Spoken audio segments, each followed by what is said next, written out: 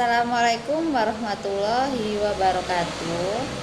Perkenalkan, nama saya Laili Musdalifah, dosen program studi manajemen Fakultas Ekonomi Universitas Nahdlatul Ulama Sidoarjo.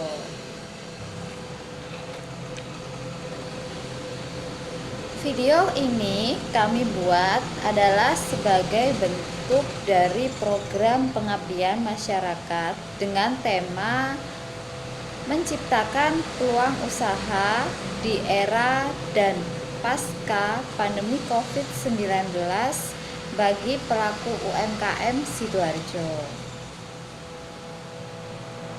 Seperti yang kita ketahui bersama, beberapa bulan terakhir ini kita sedang mengalami masa pandemi COVID-19. Mungkin ada dari beberapa pelaku UMKM yang mengalami penurunan penjualan misalnya, kemudian penurunan omset, bahkan ada beberapa dari mereka yang sampai mengurangi karyawannya. Masa pandemi COVID-19 ini merupakan masa-masa sulit untuk kita semua, terutama bagi pelaku bisnis dan UMKM yang ada di wilayah Sidoarjo khususnya. Nah, sebagai seorang pebisnis, kita harus menyikapi bagaimana tantangan ini bisa menjadi peluang untuk bisnis kita semua. Video ini kami buat adalah salah satu bentuk upaya yang mana bisa menjadi motivasi untuk para pelaku usaha, khususnya pelaku usaha UMKM yang ada di Sidoarjo. Nah, dalam video ini kami akan menghadirkan beberapa narasumber yang mana harapannya adalah bisa memberikan semangat untuk kita sebagai pelaku usaha menjadi lebih giat lagi dalam menjalankan bisnis kita. Mari kita saksikan bersama-sama video berikut ini. Semoga video ini bermanfaat untuk kita semua. Saya akhiri. Assalamualaikum warahmatullahi wabarakatuh.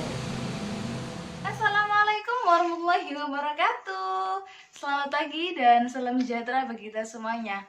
Bersama dengan saya, Sofia, pada program pengabdian masyarakat yang diselenggarakan oleh Universitas Nahdlatul Ulama Sidoarjo dengan judul menciptakan peluang usaha di era dan pasca pandemi COVID-19 bagi UMKM Sidoarjo. Pagi hari ini cukup cerah sekali dan saya sudah melihat antusias pemirsa YouTube dan para pelaku UMKM untuk menonton channel kita.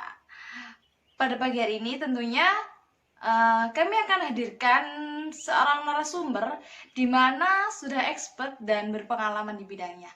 Penasaran dengan narasumbernya? Ini dia. Ada Ibu Erna Kusumawati, SPMM, selaku Kepala Bidang Usaha Koperasi dan Usaha Mikro. Kemudian ada Ibu Roroti Wungdian Ekawati, selaku Ketua ICSB Sidoarjo dan pengusaha aksesoris dan etnik.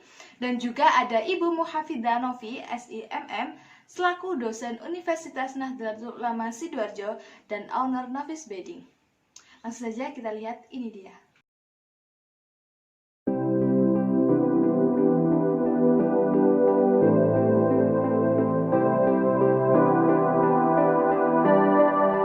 Assalamualaikum warahmatullahi wabarakatuh. Selamat pagi, salam sejahtera untuk semuanya, para pemirsa YouTube dan para pelaku usaha, khususnya adalah pelaku usaha mikro di Kabupaten Sidoarjo. Kondisi UMKM yang ada di Kabupaten Sidoarjo, di mana Sidoarjo sebagai kota UKM Indonesia sangatlah beragam. Jadi ada pelaku usaha baik di bidang makanan, minuman, craft maupun kelompok-kelompok online, di mana semua pelaku usaha itu, khususnya pelaku usaha mikro, menjadi ranah pembinaan dari Dinas Koperasi dan Usaha Mikro Kabupaten Sidoarjo. Selaku pemerintah yang membina para pelaku usaha, maka kami akan menyampaikan beberapa regulasi yang terkait dengan kebijakan terhadap UMKM maupun sosialisasi, pembinaan, dan pendampingan. Terdapat 425 UMKM yang ada di Kabupaten Sidoarjo. Itu di mana 176.000 diantaranya adalah pelaku usaha mikro, dan merekalah yang menjadi fokus pembinaan yang ada pada dinas kami. Menyikapi kondisi para pelaku usaha di masa pandemi, yaitu di masa COVID-19 pada tahun ini, maka pelaku usaha tetap mendapatkan pembinaan dan juga pendampingan dari dinas kami, karena suatu usaha harus tetap berjalan dan juga eksis di masa apapun. Kondisi ini yang membuat awalnya untuk pelaku usaha ada sedikit shock pada usahanya, tetapi kemudian kami segera melakukan pendekatan di mana pemberdayaan itu supaya tetap bisa berjalan melalui suatu sinergi. Tanpa adanya suatu sinergi, pemberdayaan tidak mungkin dilakukan secara maksimal. Pemberdayaan yang kami lakukan baik melalui produk, sumber daya manusianya, pemasaran, maupun pada bidang pembiayaan. Untuk produk, kami tetap melakukan pendampingan secara online baik melalui YouTube di link klinik usaha kami. Demikian juga untuk pelaku usaha koperasi, sedangkan untuk SDM-nya kami tetap melakukan motivasi usaha bagi pelaku usaha. Kemudian untuk produk dan juga pemasarannya kita lakukan juga untuk lebih fokus pada online. Jadi pelaku usaha yang awalnya mempelajari online dan mereka terapkan hanya sekitar 10-20% dari usahanya, saat ini pemasaran secara online wajib diterapkan lebih dari 50% dari usahanya. Jadi saat ini merupakan saatnya pelaku usaha menerapkan teori-teori yang mereka sudah dapatkan pada tahun-tahun sebelumnya tentang pemasaran secara online. Kemudian tentang pembiayaan, dinas kami tetap memfasilitasi dan memberikan kebijakan dengan melalui relaksasi kredit pinjaman melalui pinjaman dana bergulir, di mana pada dinas kami pinjaman untuk perkuatan permodalan yang awalnya adalah dengan bunga 6% per tahun atau 0,5% per bulan. Kemudian kami mengajukan kebijakan yaitu dengan adanya penurunan bunga sampai 4% per tahun dan sampai 4 bulan tanpa angsuran. Kebijakan-kebijakan ini yang terus kami lakukan termasuk pemberdayaan dan pembinaan untuk pelaku usaha di Kabupaten Sidoarjo. Salah satu kegiatan yang kami dampingi dalam masa pandemi ini adalah memotivasi pelaku usaha untuk mengadakan saling silang usaha. Yang dimaksud dengan saling silang usaha ini adalah ada beberapa pelaku usaha yang memang sangat terdampak terhadap kondisi yang ada. Misalnya para pelaku pengusaha craft. Kalau untuk pengusaha makanan dan minuman mungkin mereka masih bisa bertahan, tetapi untuk craft mereka kemudian mengadakan peralihan usaha menjadi pembuatan baju-baju APD, kemudian juga pembuatan masker, dan mereka juga bisa menjualkan produk makanan dan minuman dari rekan-rekan usahanya. Ini memang kita wajibkan bahwa pelaku usaha di Kabupaten Sidoarjo tidak hanya untuk memasarkan produknya sendiri, tetapi mereka wajib untuk bisa memasarkan produk anggota, dan teman-teman yang lainnya, baik melalui pemanfaatan optimalisasi dari handphone yang mereka miliki. Jadi mereka bisa memasukkan pada status WA, IG, dan juga beberapa aplikasi media sosial yang lainnya untuk bisa mendukung para pelaku usaha lain. Ini merupakan suatu kegiatan sinergi yang memang wajib dilakukan oleh pelaku usaha di Kabupaten Sidoarjo. Untuk di masa new normal, jadi khususnya di transisi menuju new normal ini, yang kami harapkan bahwa kemarin pada saat PSBB itu kita mendampingi agar pelaku usaha itu bisa survive di usahanya. Kemudian pada masa transisi new normal ini, maka harus ada recovery dari usaha tadi. Jadi harus ada perubahan dari usahanya. Jadi harus meningkatkan secara online, kemudian juga ada inovasi-inovasi dalam produknya. Kemudian untuk tahap mengakhiri masa transisi new normal bahwa mereka sudah menjadi seorang UMKM go digital. Ini merupakan tahapan dari pemberdayaan yang ada pada bidang kami, dimulai dari survive, kemudian recovery, dan menjadi UMKM go digital. Pemberdayaan di masa pandemi ini diharapkan nanti berkelanjutan sampai pasca dari pandemi ini berlangsung. Meskipun tanpa masa situasi seperti ini, diharapkan pelaku usaha bisa melakukan pengembangan jaringan usahanya baik online maupun offline. Dan ini disesuaikan dengan era perkembangan pada saat ini, bahwa jenis usaha apapun itu harus didukung dengan kegiatan online dan lebih mendominasi terhadap teknoprenernya. Jadi harus ada peralihan dari entrepreneur menjadi seorang teknoprener. Jadi kita bisa mengambil manfaat pada masa pandemi ini agar ada peralihan, baik saling silang usaha maupun adanya suatu peralihan SDM-nya, yaitu dari entrepreneur menjadi seorang teknoprener. Ini yang kami inginkan agar pemberdayaan lebih berjalan maksimal lagi. Saya Erna Kusmawati, SPMM, Kepala Bidang Usaha Koperasi dan Usaha Mikro pada Dinas Koperasi dan Usaha Mikro Kabupaten Sidoarjo.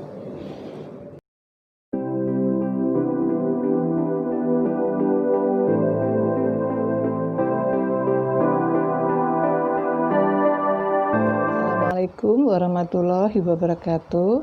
Selamat pagi, selamat sejahtera, sehat semuanya. Salam kuat, semangat, terus maju dan sukses. Nah, saya Dian Ekawati, biasa dipanggil dengan Dian, dengan brand Dian Art. Usaha saya yang lebih fokus adalah di bidang aksesoris. Kita juga punya produk-produk lain selain dari aksesoris, yaitu dengan fashionnya. Jadi kita ada seluruh batik-batik atau tenun seluruh Nusantara. Sedangkan bisa juga kalau kita dengan mengembangkan hobi ke kulinernya, itu hanya sebatas hobi. Jadi saya sebagai produksi aksesoris adalah yang paling fokus dan paling utama. Jadi di sini untuk produk aksesoris saya, untuk pemasarannya nasional juga internasional. Jadi lebih fokusnya ke etniknya. Untuk saya lebih mengenal, bisa lihat di IG saya, Dian Art Aksesoris, bisa juga di FB-nya, mungkin bisa juga di Bukalapak, Shopee. Nah, di online kita Dian Art sudah mengenal. Di dalam situasi sekarang ini, kita mengalami pandemi.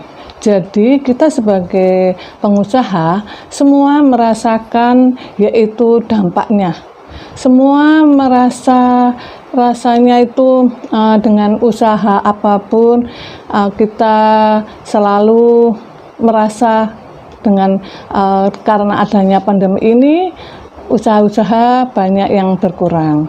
Jadi untuk menanggulangi pandemi ini, kita sebagai UKM, sebagai pengusaha, jadi harus terus bagaimana mencari solusinya agar di dalam menanggulangi pandemi corona ini kita tetap eksis dan kita tetap bisa menanggulanginya. Bagaimana dengan caranya kita menanggulanginya itu? Andaikan sekarang untuk ke dunia fashion atau dunia aksesoris, otomatis dampaknya sangat luar biasa dan tidak bisa menutup kemungkinan kita tidak bisa mengeksiskan produknya. Jadi kita dengan menanggulanginya itu, bagaimana caranya? Kalau kita ke fashion, ya mungkin bisa dengan cara menjahit atau dengan cara bikin masker atau APD dan lain sebagainya. Nah, kalau kita sebagai aksesoris, mungkin dengan utak-utiknya itu, kita tidak bisa menutup kemungkinan apa yang harus kita lakukan.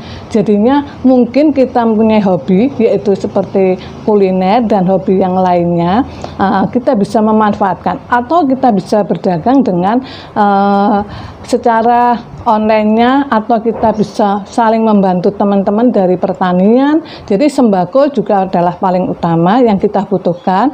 Kemudian kalau kita bisa memasak, otomatis kita kulinernya yang kita utamakan, saling membantu dengan teman-teman sesama UKM. Jadi saling berkolaborasi itu adalah yang paling utama.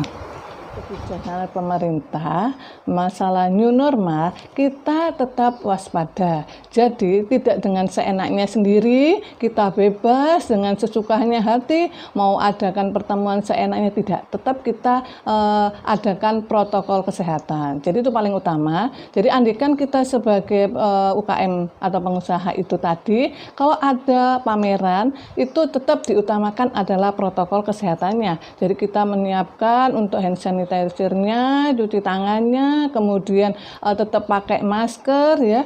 Mungkin ada yang alat untuk tes termometernya itu. Nah, itu paling utama. Nah, kemudian kita dalam perjalanan juga seperti itu, tetap jaga kesehatannya itu. Kita sebelumnya harus tes juga ya, rapid test atau dan lain sebagainya.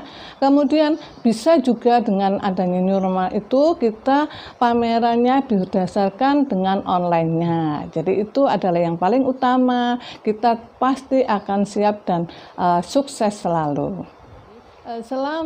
Setelah kita mengalami pandemi ini dan sudah selesai masalah pandemi corona ini, kita tetap waspada dan di dalam pemasarannya lebih difokuskan ke online-nya. Jadi itu lebih, walaupun ada kita ke offline ya, tapi yang kita utamakan adalah online-nya, karena itu yang bisa menjaga kita tetap jaga kesehatan juga kan. Dengan online itu tetap omset juga bisa dipantau juga. Jadi selalu kita support dengan beberapa online ya, entah itu FB-nya, entah itu IG, Shopee atau Beban Lapak dan lain sebagainya, itu bisa kita terapkan di sana dan itu bisa menunjang untuk pemasaran kita lebih dari.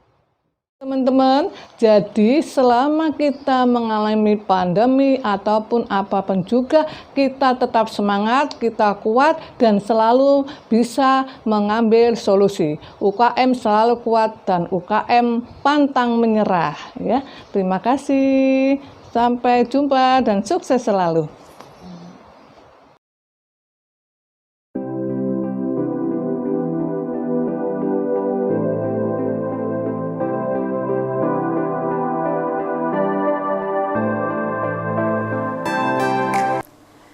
Bismillahirrahmanirrahim. Assalamualaikum warahmatullahi wabarakatuh.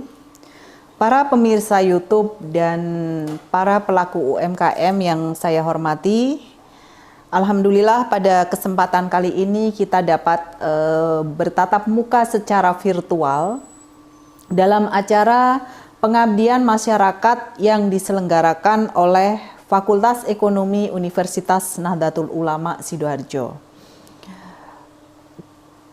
Pada kesempatan kali ini saya akan memberikan materi optimalisasi inovasi pada era dan post-COVID.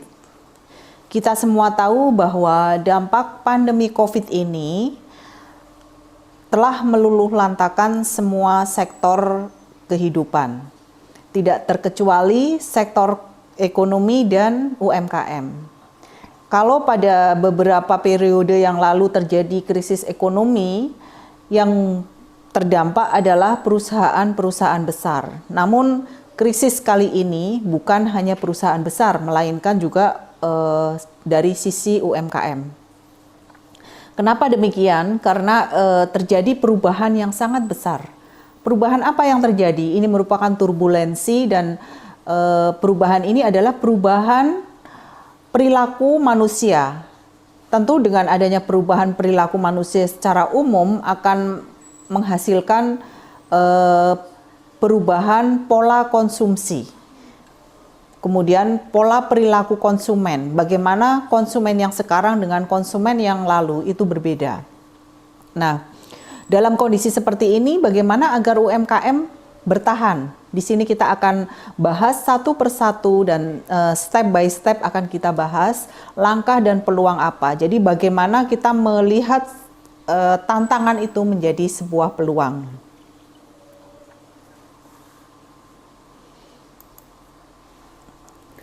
Di sini muncul pertanyaan, bagaimana UMKM ini bisa berkelanjutan? Nah, untuk menuju UMKM yang berkelanjutan ini, kita harus dimulai dari step 1 atau langkah pertama. Langkah pertama kita sebagai pelaku UMKM tentunya mengamati adanya perubahan perilaku.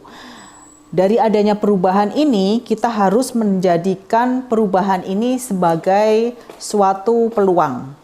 Nah, setelah kita tahu adanya perubahan, kita harus berpikir atau berinovasi atau membuat suatu produk yang baru atau memunculkan kreativitas yang ada untuk memenuhi kebutuhan yang ada akibat dari perubahan yang terjadi. Kemudian yang step ketiga adalah bagaimana membuat UMKM itu unggul dan berkelanjutan.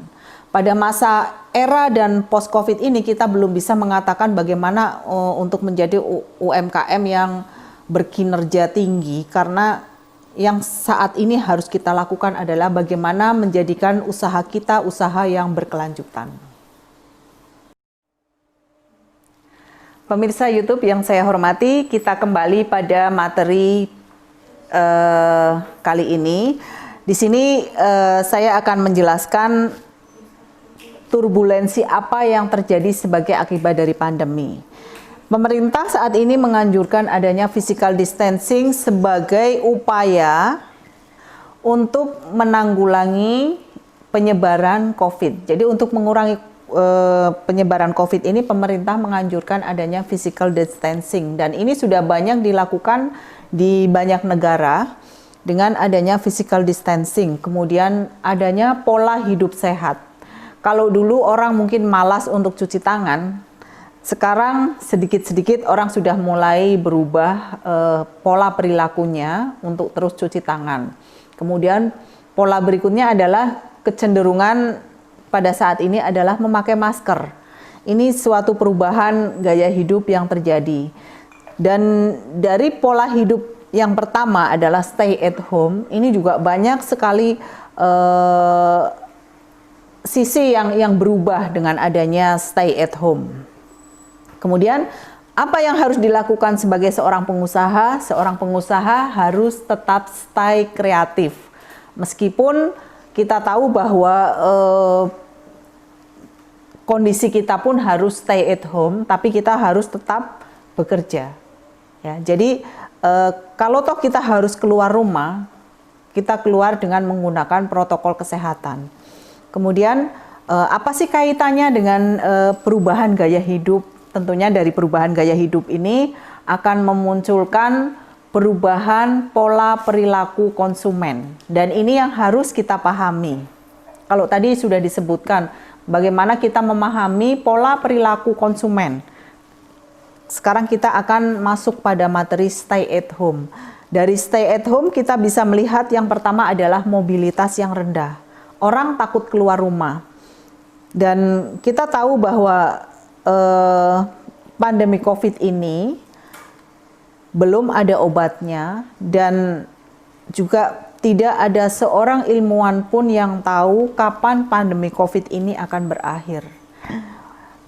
Banyak penelitian yang menyebutkan bahwa pandemi COVID akan berakhir jika vaksin itu sudah muncul. Akan tetapi kita tidak tahu pasti kapan vaksin itu muncul. Jadi dari para ahli menyebutkan bahwa tidak ada seorang pun yang tahu kapan COVID ini akan berakhir. Secara tidak langsung, kita sebagai pengusaha harus tetap mempertahankan karyawan kita agar tetap bekerja. Nah, dari situlah muncul kreativitas dan inovasi. Dan yang terpenting adalah bagaimana memanfaatkan tantangan itu menjadi sebuah peluang. Jadi apa sih peluang di balik stay at home itu yang harus kita lihat.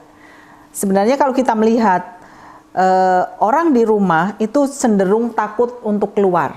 Itu yang pertama. Takut keluar karena takut adanya penularan.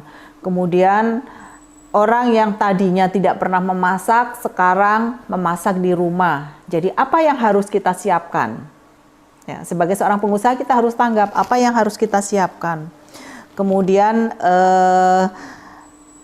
kalau tadi disebutkan orang banyak di rumah. Kalau banyak di rumah berarti apa yang mereka butuhkan? Ini yang harus kita list satu persatu. Apa yang mereka butuhkan? Dan dari situ nanti kita tahu apa yang bisa kita penuhi.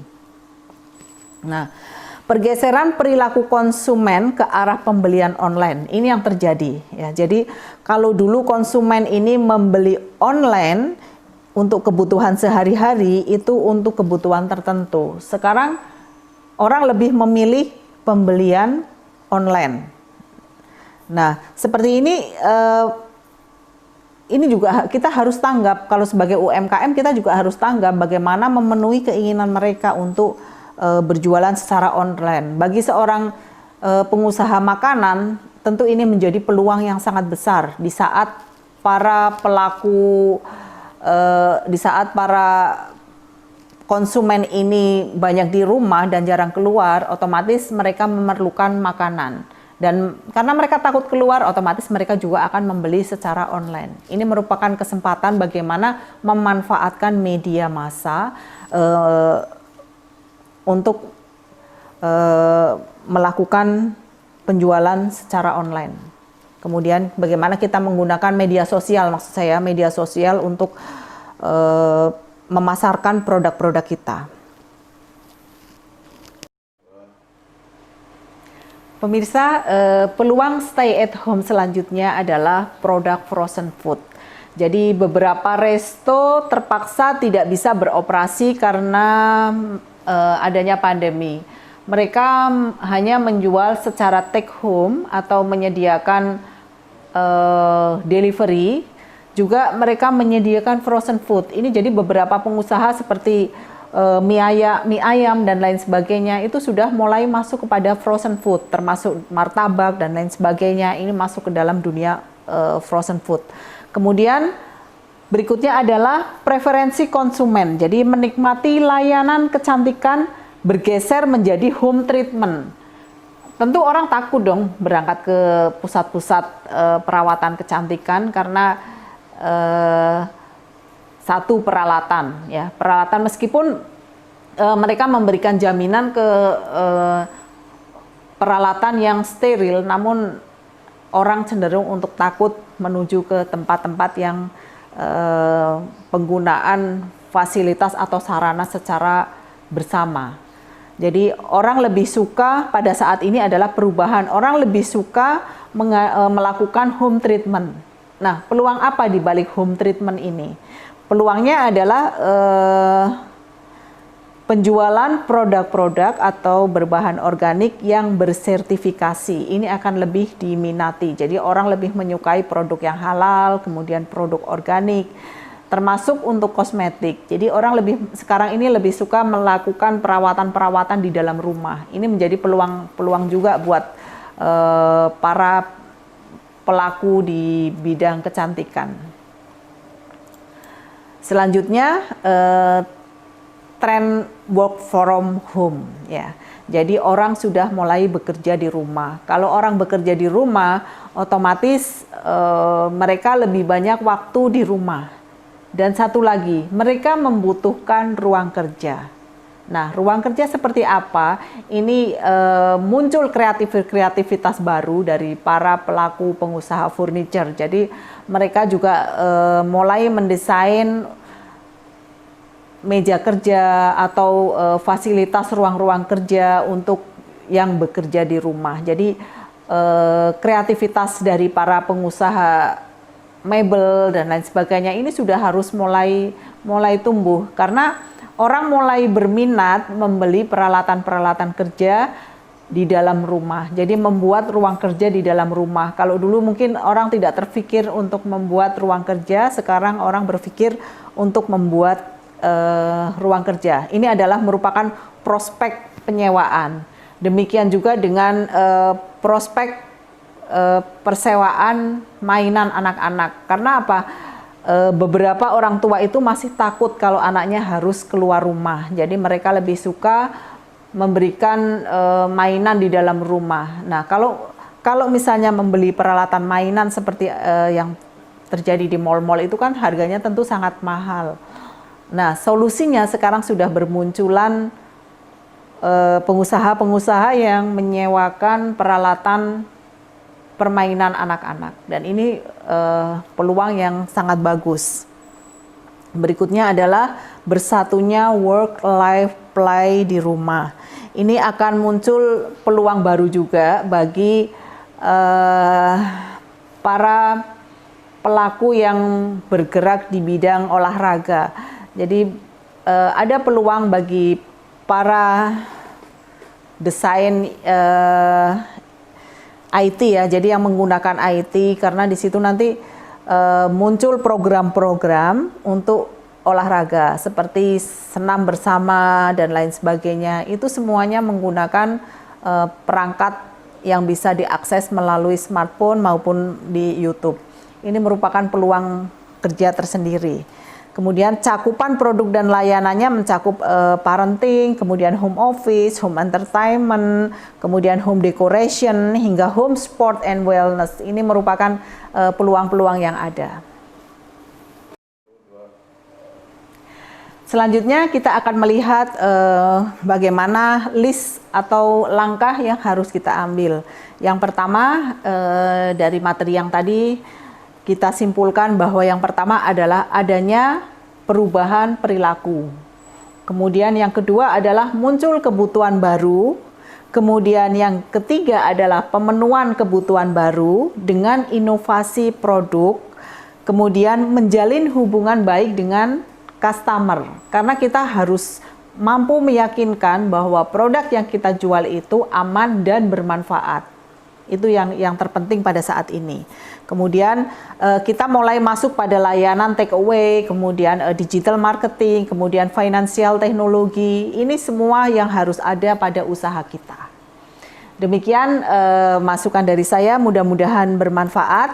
Terima kasih, stay kreatif, dan wassalamualaikum warahmatullahi wabarakatuh. Di saat kondisi seperti ini, mari kita ciptakan sebuah peralihan dan persilangan dengan sesama kawan UMKM. Karena pada saat ini bukan tentang fokus pada UMKM masing-masing, tetapi UMKM siapa yang bisa bertahan. Beri tepuk tangan yang meriah untuk para narasumber kita. Baiklah pemirsa semuanya, akhirnya kita sudah ada di penghujung acara. Terima kasih yang sudah menyaksikan kegiatan kita pada hari ini. Terima kasih juga untuk seluruh pengisi acara. Saya Sofia pamit undur diri. Kurang lebihnya saya mohon maaf, dan jika ada salah-salah kata saya mohon maaf. Wabillahi taufiq wal hidayah. Wassalamualaikum warahmatullahi wabarakatuh.